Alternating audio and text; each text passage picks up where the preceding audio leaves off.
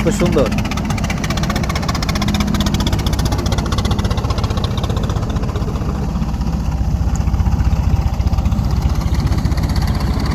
অনেক সুন্দর মন কাড়া দৃশ্য।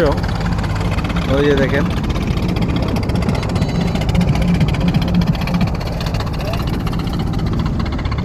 নিকলি এসে কেমন লাগলো?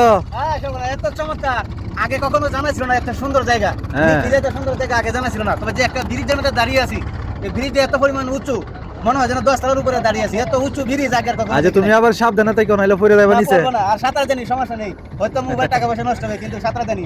তো বন্ধুরা, চাষাবাতিতে ঘুরতে আসলাম নিকলি হাওরে অষ্টগ্রামের দিকে। তো অনেক সুন্দর।